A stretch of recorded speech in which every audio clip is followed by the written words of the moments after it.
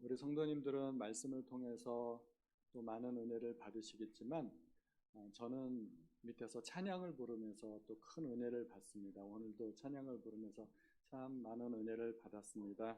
예배 준비위원들, 찬양단 성도님들께 감사를 참 드립니다. 지난주에도 제가 찬양을 드리면서 지난주에는 찬양을 드리면서 옛날 생각을 참 많이 하게 됐어요. 529장 찬양을 했잖아요. 주님의 온유한 주님의 음성, 온유한 주님의 음성. 그 박집사님 찬양을 같이 따라 부르면서 제 어렸을 때 생각을 참 많이 하게 됐습니다. 저는 어렸을 때 잘못하면 종아리를 맞고 자랐거든요. 그래서 바지 걷어 그러면은 이렇게 바지를 걷어 올려가지고 효자손으로 한 서너 대씩 맞고는 했습니다. 그렇게 어렸을 때 맞고 자랐는데 찬송가 부르면서 그 찬송가 후렴구에 너 맞을 준비하여라 하는데 자꾸 너 다리 걷어 하는 생각이 나가지고 생각이 났었습니다. 어렸을 때는 왜 이렇게 어른이 되고 싶었는지 몰라요. 어렸을 때는 참 많은 것들이 좀 싫었습니다. 공부하는 것도 싫고 부모님 간섭하는 것도 싫고 시험 보는 것도 싫고 늦게까지 친구들하고 놀기만 했으면 좋겠는데 그래서 어른이 되고 싶다는 생각을 참 많이 했었습니다. 아이들은 종종 그런 생각하죠. 우리 성도님들도 그런 생각 아마 한 번쯤은 해보지 않았을까 싶은데 애들 때는 하고 싶은 게 많잖아요. 놀고 싶기도 하고 부모님 간섭도 싫고 물론 우리는 다 어른이 되어야 됩니다. 마땅히 어른이 되어야 되는데 어른이 되어야 한다 또는 어른이 된다는 진정한 의미는 성숙한다는 의미죠. 아이들은 마땅히 성숙해야 됩니다. 그런데 아이들이 나는 어른이 되고 싶다 하는 그 생각 속에는 성숙하고 싶다는 생각이 아니라 사실은 내 마음대로 살고 싶다 그런 의미가 있는 거죠. 그리고 나를 못 살게 하는 공부, 시험 이런 것들로부터 좀 자유롭고 싶다 그런 생각이 있는 거죠. 우리 성도님들은 어른이 되니까 어떠세요? 많은 고난으로부터 자유로워지셨나요? 고난으로부터 혹시 해방이 되셨나요? 일부 해방된 것도 있을 거예요. 그러나 생각지 않은 또 다른 고난들이 기다리고 있지 않으신가요? 우리 인생은 가만히 보면 산 넘어 산인 것 같아요. 이것만 끝나면 좋겠다 싶은데 그거 끝나고 나면 또 다른 문제들이 우리의 인생을 기다리고 있는 경우가 많습니다. 물론 우리는 어른이 되면 이제 아이 때 공부했던 그런 공부, 시험 공부는 안 해도 되겠지만 그러나 우리가 예상하지 못했던 더 큰 삶의 무게가 우리를 짓누르고 또 우리를 조여오는 것을 우리가 느낄 수가 있게 됩니다. 산 하나 넘어가면 잠시 숨통이 트여지고 숨을 돌릴 수 있는지 모르지만 그러나 정신 차리고 보면 또 다른 산이 기다리고 있는 것을 우리가 알게 됩니다. 이 세상에서는 영원한 안식이란 존재하지 않습니다. 영원한 것은 없습니다. 그래서 주님께서 이 땅에 오셨을 때 하나님의 나라를 선포하셨죠. 하나님의 나라야말로 우리가 기대할 수 있는 영원한 안식, 영원한 기쁨이 있는 곳입니다. 하나님의 통치가 이루어지는 그 나라를 소망해야 될 줄로 믿습니다. 이스라엘 백성들은 이집트를 탈출해서 가나안에 들어가기까지 여러 가지 과정을 겪습니다. 그것은 이스라엘 백성의 문제뿐만이 아니라 오늘날 이 세상을 살고 있는 우리들의 모습을 보여주고 있기도 합니다. 성도의 일생을 고스란히 보여주는 겁니다. 어떻게 죄악된 세상 이집트를 탈출하고 또 홍해를 건너서 그렇게 세례를 받고 광야 같은 세상을 살아가는지 이 땅을 우리가 어떻게 살아가야 되는지 하나님께서 출애굽기를 통해서 또 민수기를 통해서 우리에게 다 보여주고 계십니다. 그들은 아마 그 지긋지긋한 이집트를 탈출하면서 홍해를 건너면서 와 이제는 끝났다 싶은 생각을 얼마나 많이 가졌을까요? 홍해를 건너고 나서 그들은 춤을 추고 노래를 부르고 하나님을 찬양하고 그런 일들이 있지 않았습니까? 이제는 정말 다 끝났다. 이제는 새로운 세상이 시작됐다. 그렇게 기뻐했을 것입니다. 그런데 정말 그런가요? 예수 믿고 구원받았더니 모든 문제가 다 해결되고 만사형통하시던가요? 결코 그렇지는 않습니다. 홍해 건넜다고 다 끝난 게 아닙니다. 성도는 구원받고 승리의 도성에 들어가기까지 여러 가지 유혹도 받고 또 고난의 과정을 거치게 됩니다. 그러므로 이스라엘 방랑기를 잘 묵상하면 우리에게 큰 도움이 됩니다. 아, 이것이 우리의 삶이구나 하고서 우리가 마치 거울을 보는 것처럼 우리의 모습을 발견할 수 있게 되는 것입니다. 그리고 어떻게 하면 그 여행을 안전하게 건널 수 있는지 우리가 도움을 또 받을 수 있게 됩니다.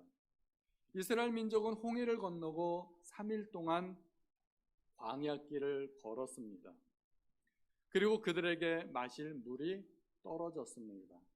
3일 동안은 물이 있었다는 이야기죠. 사실은 3일 동안 먹을 양식과 물을 예비한 것만 해도 그들은 대단히 많이 준비한 겁니다. 급하게 그 이집트를 탈출하면서 발교되지 않은 그런 반죽을 준비해 와서 그들은 무교병을 먹어야만 했죠. 그렇게 그들은 많은 준비를 하지 못하고 급히 떠나왔기 때문에 사흘 만에 물이 떨어진 것도 사실은 그들이 많이 버틴 것입니다. 그런데 물이 떨어졌으니까 광야에서 일단 큰 문제를 만난 거죠. 전에는 사흘 전만 해도 큰 물이 앞길을 가로막았는데 이제는 물이 없어서 문제예요. 참 이래 문제 저래 문제, 문제가 많습니다. 홍해를 건넜으면 바로 가나안이 나와야 되는 거 아닌가요? 그랬으면 얼마나 좋았을까요? 그런데 인생이 그런 게 아닙니다. 홍해를 건넜더니 이제 광야의 테스트가 기다리고 있었습니다. 정말 말 그대로 산 넘어 산이죠. 목적지에 도달하기까지는 여러 관문을 통과해야 됩니다. 이것을 소설로 잘 표현한 것이 존 버년의 철로 역정입니다. 철로 역정에서 크리스천은 여러 가지 유혹도 만나고 역경도 만나지만 하나씩 하나씩 극복하면서 결국은 천상의 도시에 도달하게 됩니다. 우리도 이 땅에서 인생을 살아가면서 하나씩 하나씩 극복해야 됩니다. 속성 과정 인생은 그런 거 없습니다. 우리가 초등학교 들어가면 초등학교의 과정을 모두 다 마쳐야 6년 과정을 마쳐야 졸업장을 받고 중학교에 들어가게 됩니다. 또 중학교 과정을 다 마쳐야 졸업장을 받고 이제 또 고등학교를 들어가게 됩니다. 그렇게 고등학교, 대학교 과정을 모두 마쳐야 졸업장을 받게 됩니다. 대학에서도 졸업을 하려면 대학에서 원하는 졸업 학점이라는 게 있지 않습니까? 그 학점을 다 받아야 그래야 졸업장을 받게 되는 겁니다. 우리도 이 세상을 살아가면서 한 과정 한 과정을 다 수료해야 됩니다.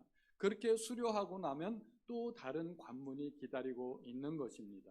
그래서 인생은 마라톤과 같고 마라톤은 그냥 달리기만 하지 사실은 장애물 경기예요. 장애물 경기를 마라톤으로 하는 겁니다. 얼마나 힘들겠습니까? 목적지에 가려면 여러 가지 과정을 다 겪어야 되는 것이죠. 산전수전 다 겪어야 됩니다. 이스라엘 백성은 홍해에서 이미 수전을 겪었습니다. 이제는 광야전을 겪어야 할 차례입니다. 그런데 그들은 어려움을 만날 때마다 순간순간 모세와 하나님을 원망하게 됩니다. 이스라엘 백성의 특징을 한마디로 이야기하자면 원망하는 백성들이라고 할 수가 있죠. 그들은 하나님을 믿지 못했습니다. 그래서 눈앞에 나타나는 어려움만 보고 늘 하나님을 원망했습니다. 원망이 아예 몸에 배었습니다. 습관이 되어버렸습니다. 하나님은 그 놀라운 능력으로 이집트에서 10가지 재앙을 보여주셨고 그들을 10가지 재앙 가운데 보호해 주셨고 홍해를 가르는 그 놀라운 사건, 이 세상 어느 누구도 경험하지 못한 그 바다가 갈라지는 그 사건을 경험했는데도 불구하고 하나님을 믿지 못하고 광야에서 쓴물을 만나니까 또 하나님을 원망하게 됩니다. 바다가 갈라지는 사건과 광야에서 물이 나오는 사건 중에 어느 게 더 큰 사건일까요? 관점에 따라서는 다를 수도 있겠지만 제가 보기에는 바다가 갈라져서 양쪽에 좌우에 벽이 되는 것, 이건 정말 놀라운 일입니다. 그게 더 어려운 일인데 하나님은 그 일까지도 해주셨는데 광야에서 쓴물 하나 만났다고 하나님을 원망하고 있는 것이 이스라엘 백성의 현실입니다. 그런데 그들이 알아야 할 것이 하나 있죠. 그 광야의 길도 하나님께서 예비하신 길이라는 것입니다.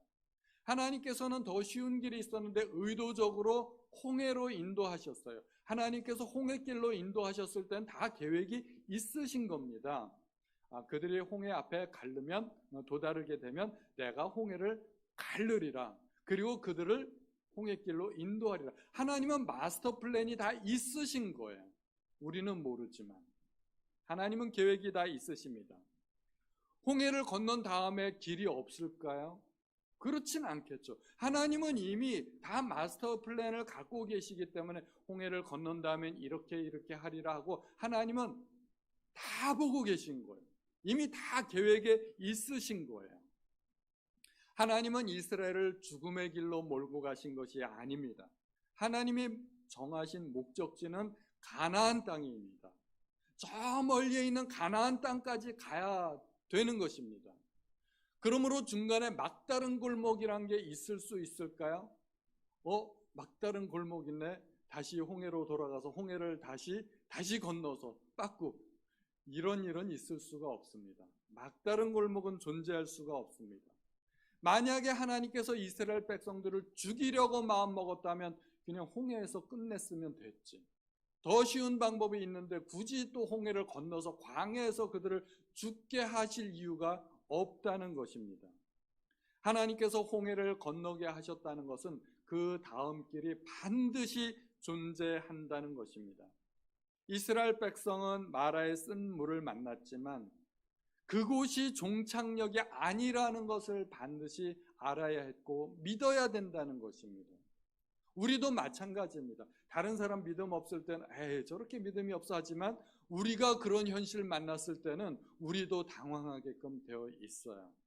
그래서 우리가 그런 당황한 사건을 만나지 않도록 하나님께서 이스라엘 백성들을 통해서 우리의 거울을 보여주시는 것입니다. 우리 인생에는 여러 가지 난관이 있습니다. 지금 눈앞에 보이는 문제만 해결되면 만사형통할 것 같지만 지금 우리가 오르고 있는 이 산만 지나고 나면 다 끝날 것 같지만 그러지 않다는 것을 우리에게 보여주시는 것입니다. 지금 우리가 오르고 있는 큰 산이 있죠. 정상에 올라가면 이제는 다 끝났다 싶지만 밑에서 보이지 않던 또 다른 봉우리가 정상에 올라가면 또 보이는 거예요. 정상에 올라가 보니까 구름 속에 가려져 있던 또 하나의 다른 봉우리가 보이고 내가 저기도 올라가야 하는구나 하고서 비로소 깨닫게 되는 것입니다. 우리는 그렇게 한 걸음 한 걸음 나에게 주어진 걸음은 최선을 다해서 올라가야 되는 것입니다. 이스라엘 백성은 광야에서 물이 떨어졌는데 다행히도 물을 만났습니다. 물을 발견했죠. 그런데 먹어보니까 그 물을 먹을 수가 없어요. 써서 먹을 수가 없는 거예요. 그런데도 너무 목이 말라서 막 허겁지겁 먹은 사람들도 있겠죠. 그런 사람들은 아마 배탈이 나거나 열이 나거나 뭔가 몸에 부작용이 발생했을 거예요.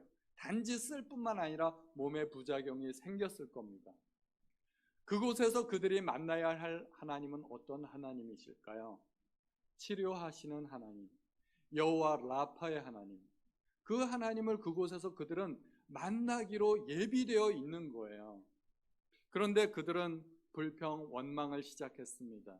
못 먹는 물이 있으면 나름대로 해결책을 찾아야 했는데 그들은 일단 원망부터 했습니다. 이 물 써서 못 먹겠네. 이것을 마라라고 불러야 되겠다 하고서 마라라고 부르기 시작했습니다. 그들이 그 물을 마라라고 부르게 된 것은 그들의 마음이 상했다는 거예요. 도저히 못 먹겠네. 어떡하나 그러고서 마음이 상했다는 얘기고 하나님에 대한 원망이 섞여 있는 것이죠. 하나님께서 못 먹는 물로 인도하셨다는 말이고 하나님께서 못 먹는 물을 주셨다는 뜻입니다. 왜 하나님께서 먹는 물을 주시지 왜 못 먹는 물을 주셨을까? 그런데 하나님께서 못 먹는 물을 주신 것이 아니고 마라에 쓴 물은 그냥 처음부터 그곳에 있었다는 것을 알아야 됩니다. 그들이 가야 하는 그 길에는 못 먹는 물도 쓴 물도 존재한다는 것을 알아야 된다는 것입니다. 그들이 홍해를 건너기 전부터 그 마라에 쓴 물은 거기 그냥 있었어요. 하나님께서 홍해 앞에 이스라엘 백성들을 인도하셨을 때는 홍해를 가르고 광야를 건너고 마라의 길로 인도하고 하나님의 마스터 플랜이 그렇게 돼 있는 거예요. 그들이 가야 할 길에 광야도 있고 마라의 쓴물도 있다는 것입니다. 그래서 우리는 머릿속에 아예 새겨둬야 됩니다. 고난은 우리 인생의 동반자다. 내 인생에서 고난은 뗄래야 뗄 수가 없다. 고난이 없기를 바라지 말고 고난을 이길 방법을 찾아야 됩니다. 무거운 돌을 우리는 못 들잖아요. 우리는 못 드는데 슈퍼맨은 들 수 있어요. 돌의 무게가 변해서 그런 게 아니에요. 힘이 있으니까 들 수 있는 거예요. 우리도 마찬가지입니다. 우리 앞에 나타난 큰 고난이 있는데 능력이 없으면 통과 못 합니다. 그런데 우리가 믿음으로 능력을 갖추게 되면 그 고난도 감당할 수 있게 된다는 겁니다. 그러므로 환경이 바뀌길 변할 것이 아니라 우리가 바뀌어야 됩니다. 고난을 통과할 수 있는 믿음을 가진 사람으로 우리가 바뀌어야 됩니다. 마라의 쓴물 앞에서 그들은 방법을 찾아야 했습니다. 하나님 앞에 방법을 구해야 했습니다. 그것은 광야의 길을 걷는 매 순간 하나님을 의지해야 된다는 것입니다. 우리가 걷는 광야의 길은 결코 나 혼자의 힘으로는 건널 수 없는 길입니다. 그것이 인생입니다. 나를 기다리고 있는 물들은 단물만 있는 것이 아닙니다. 때로는 여기저기 쓴 물들이 널려 있습니다. 그런데 그 쓴 물들을 먹으려면 하나님의 능력을 의지해야 되는 것입니다. 우리 앞에 좋은 환경만 나를 기다리고 있는 것이 아닙니다. 우리는 환경을 개척하며 나가야 됩니다. 예수님 앞에 나왔던 사람들은 큰 믿음을 가진 사람들이 많은데 좋은 환경만 있었던 것은 아닙니다. 소경 바디메오는 예수님을 향해서 외쳤습니다. 다윗의 자손 예수여 나를 불쌍히 여기소서. 그런데 사람들이 그를 가로막았습니다. 꾸짖었습니다. 잠잠하라, 조용히 하라. 사람들의 책망이 장벽이 됐습니다. 거기서 주저앉았을까요? 바디메오는 더 큰 소리로 불렀습니다. 그리고 예수님의 주목을 받게 됩니다. 삭개오도 예수님 앞에 나아가고 싶었습니다. 그런데 사람들이 너무 많고 키가 작았습니다. 그러나 삭개오는 뽕나무를 찾았습니다. 방법을 찾은 것입니다. 수로보니게 여인은 예수님의 무관심이라는 장벽을 넘어야 했습니다. 자녀들의 떡을 취하여 개들에게 던짐이 마땅치 아니하다. 수로보니게 여인은 거기서 포기하지 않았습니다. 믿음으로 나갔습니다. 믿음의 사람들은 모두가 장벽을 넘은 사람들입니다. 절대로 좋은 환경만 나를 기다리고 있지 않다는 것을 알아야 됩니다. 오히려 너무나 좋은 환경은 그게 진짜 장벽이 될 수가 있습니다. 그 장벽은 우리가 못 넘을 수도 있어요. 예를 들어서 예수님께서 한 부자 청년에게 내 가진 재물을 다 팔아 가난한 자들에게 나누어 주고 그리고 너는 와서 나를 따르라 말씀하셨습니다. 그 말씀을 들은 부자 청년은 재물이 많은 고로 심히 근심하며 돌아갔다고 이야기합니다. 재물이 많았기 때문에 오히려 그것이 장벽이 됩니다. 오히려 그런 장벽들이야말로 정말 우리가 넘을 수 없는 장벽이 될 수도 있습니다. 그러나 고난과 역경은 우리가 주님만 의지하면 넘을 수 있습니다. 하나님은 우리에게 불가능한 길로 인도하시지 않기 때문입니다. 하나님이 원하시는 것은 믿음으로 환경을 극복하는 것입니다. 산에 나 있는 오솔길은 처음부터 그 길이 나 있는 게 아닙니다. 누군가 처음으로 그 길을 걸은 사람이 분명히 있을 것입니다. 그리고 그 뒤를 따라서 많은 사람들이 그 길을 따라갔습니다. 많은 사람들이 다니다 보니까 자연스럽게 길이 된 겁니다. 산에 나 있는 오솔길은 처음부터 있던 길이 아니라는 것을 기억하시기 바랍니다. 우리 앞에 길이 없다고 불평하지 마시고 길을 만드는 사람, 길을 개척하는 사람이 되실 수 있기를 예수님의 이름으로 축원드립니다. 백성들이 불평하자 하나님께서는 한 나무를 가리키셨습니다. 그리고 그 나무를 물에 던지니 물이 달아지게 되었습니다. 방법이 없었던 게 아니죠. 방법은 있었습니다. 그 방법을 누가 알고 있었을까요? 오직 하나님만 알고 계셨던 것입니다. 그러므로 우리는 어떻게 해야 될까요? 방법을 알고 계신 하나님께 여쭤봐야 됩니다. 하나님 어떡할까요? 하고 여쭤보기만 하면 되는데, 하나님 물 못 먹어요 하고 원망하고 짜증내고 불평하고 그럴 필요 없다는 겁니다. 여쭤보기만 하면 돼요. 하나님은 답을 알고 계십니다. 그리고 하나님은 답을 알려주십니다. 베드로가 예수님이 십자가에 못 박혀 돌아가셨을 때 나는 고기 잡으러 돌아가노라 하고 다시 고기를 잡았습니다. 그런데 밤새도록 고기를 낚았지만 역시 고기를 못 잡았습니다. 예수님께서 새벽녘에 베드로에게 나타나셨죠. 그물을 배 오른편에 던지라 라고 말씀하셨습니다. 어부들은 그물을 내릴 때 항상 배 한쪽에서만 그물을 내립니다. 그게 습관이에요. 그물을 내리고 올리는 그런 장치도 있기도 하고 한쪽에서만 하는 게 더 편하잖아요. 그런데 고기들은 밤새도록 어디 있었어요? 배 오른편에. 희한하게도 배 오른편에 밤새도록 베드로를 따라다닌 거예요. 베드로는 상상도 못했죠. 자기는 온 갈릴리 바다를 헤집고 다니면서 그물을 내렸는데 고기들이 자기 배를 따라다니면서 오른쪽에만 있었을 줄은 상상도 못했을 겁니다. 근데 주님께서 배 오른편에 그물을 내리라 하니까 말씀대로 순종하니까 많은 고기를 잡았습니다. 답은 멀리 있지 않습니다. 답은 가까이 있습니다. 내 옆에 있는 사람이 답이고 내가 이미 가지고 있는 자원이 바로 답입니다. 하나님께서 모세를 사용하시기 위해서 지팡이를 주셨습니다. 그 지팡이도 하나님께서 새로 주신 금지팡이나 은지팡이가 아니고 모세가 40년 동안 사용했던 손에 익숙한 그 지팡이였습니다. 다만 하나님의 말씀에 순종해서 나아갔을 때만 그 지팡이가 능력의 지팡이가 되는 것입니다. 오병이어의 사건도 광야에서 사람들이 굶주려 있을 때 예수께서 제자들이 이미 갖고 있던 비록 작은 것이지만 5개의 보리떡과 물고기 2마리, 그것이 예수님 손에 들려졌을 때 예수님께서 축사하시고 사람들에게 나누어 주었을 때 5,000명을 먹일 수 있었던 것입니다. 우리는 나에게 있는 자원을 찾아야 합니다. 나한테 이게 없는데 나에게 없는 것만 찾지 마시고 있는 것을 바라보시기 바랍니다. 내 재능, 내 시간, 나의 재물, 나의 열정, 나의 아이디어, 이 모든 것들을 기도의 믹서기에 넣고 돌려야 됩니다. 그러면 하나님께서 답을 주십니다. 우리가 지금 갖고 있는 것, 비록 작아 보여도 하나님 앞에 드리시기 바랍니다. 그리고 순종하시면 답이 나옵니다.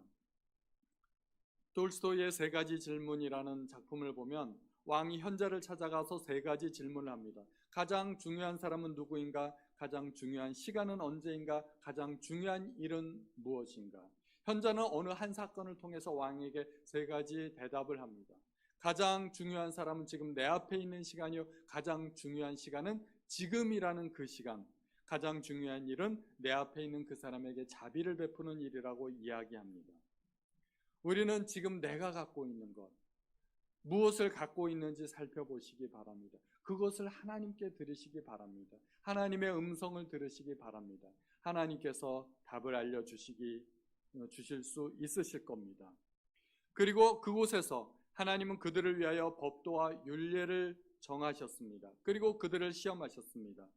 법도를 정하신 것, 그것은 하나님을 위해서가 아니라 바로 그들을 위해서였습니다. 그들에게 주신 법도와 율례를 잘 지키기만 한다면 그들은 복받는 삶을 되어 있기 때문입니다. 법도와 율례를 정하신 것은 삶의 원칙을 알려주셨다는 것입니다. 그들이 이집트에서 종살이 할 때는 종들에게 법이 필요할까요? 종들에겐 법이 필요 없습니다. 그냥 주인이 법입니다. 주인이 가라 하면 가야 되고 와라 하면 와야 되고 일을 해라 하면 일을 해야 되고 멈춰라 하면 멈추는 것이 그들의 삶입니다. 그런데 하나님께서 그들에게 법도를 주셨다는 것, 율례를 주셨다는 것, 그들의 신분이 바뀌었다는 것입니다. 이제는 하나님의 백성으로 살아야 된다는 것입니다. 지금까지 그들의 삶의 문제는 어떻게 살아남느냐 하는 것입니다. 오직 생존만이 급선무였고 광야에서도 홍해 앞에서도 어떻게 하면 살아갈 수 있을까 하는 것이 중요한 문제였지만 이제는 삶의 문제보다도 어떻게 살아야 하는 것이 더 중요한 문제라는 것입니다. 나는 누구인가? 나는 왜 사는가?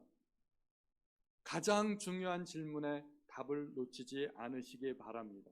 그것은 정체성의 문제입니다.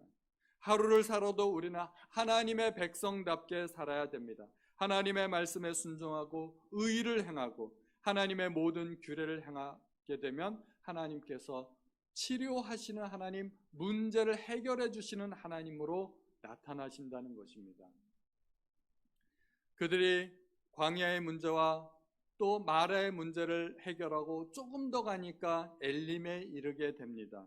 거기에는 물샘 12개가 있었고 종려나무 70그루가 있었습니다. 그 물은 휴식을 취할 만한 물이었습니다. 그들은 그곳에서 장막을 쳤습니다. 인생에는 고난만 있는 것이 아니라 하나님이 예비하신 그런 휴식도 있다는 것입니다. 하나님은 우리 인생의 중간중간에 휴식처, 안식처를 예비하여 두셨습니다. 기쁜 일도 있고 감사할 만한 일들도 있습니다. 때로는 우리 인생에 그런 풍요로운 일들을 만나게 됩니다. 그러나 이 물샘과 70그루의 종려나무, 이것은 광야와 말의 쓴물을 건넌 사람들에게만 나타나는 것입니다. 우리가 고난을 겪고 승리하면 반드시 쉴 만한 물가가 기다리고 있는데 멀지 않은 곳입니다. 엘림은 마라에서 불과 10여 킬로 정도 떨어진 곳에 있었습니다. 그들은 사흘길을 진군을 했는데, 사흘길을 정말 밤낮 없이 진군을 했는데 조금만 더 가면 되는데 그 조금 더 못 가서 그곳에서 주저앉는다면 얼마나 억울하겠습니까? 우리는 조금만 더 버티면 됩니다. 조금만 더 가면 됩니다. 희망을 잃어버리지 않으시기 바랍니다. 지금 우리가 만난 문제는 무엇일까요? 우리는 홍해 앞에 있을까요? 아니면 광야에서 헤매고 있을까요? 아니면 마라의 쓴물을 만났을까요? 문제가 무엇이건 간에 하나님의 목적은 우리를 죽이시려는 게 아니라는 겁니다. 홍해 앞에서도 마라에서도 하나님의 목적은 우리를 살리고자 하는 것이지, 그 난관을 건너가게 하시는 것이 하나님의 목적이지 우리를 죽이고자 하는 것이 아니라는 것입니다. 우리가 어떤 문제를 만났건 문제는 원인이 있습니다. 내가 잘못해서 만난 원인도 있지만 때로는 아무 잘못 없이 필연적으로 만날 수밖에 없는 그런 원인들도 있습니다. 원인이 무엇이건 모든 고난은 하나님의 섭리 속에 있습니다. 우리를 괜히 고생시키려고 하나님께서 고난을 허락하시는 것이 아닙니다. 우리는 우리에게 고난을 허락하시는 주님의 본심을 알아야 됩니다. 책 한 권 소개해 드릴게요. 주님의 본심을 알자. 지난번 소개해 드린 것과 똑같은 구장의 목사님이 지으신 책인데 저는 이 책을 2권밖에 못 받았어요. 그래서 사무실에 비치해 놓을 테니까 필요하신 분들은 읽으시기 바랍니다. 참 은혜가 많이 됩니다. 주님의 본심이 있습니다. 그 본심을 깨달으시면 마음에 큰 위로가 됩니다. 홍해와 광야와 마라의 쓴물을 건너서 엘림에 이르기까지, 이건 하나님의 마스터 플랜에 이미 다 있었던 것입니다. 예정된 길입니다. 우리는 다 몰라요. 우리는 다 모르고 지금 당장 이것만 어떻게 해결됐으면 좋겠다 생각하지만 하나님의 마스터 플랜은 훨씬 더 큽니다.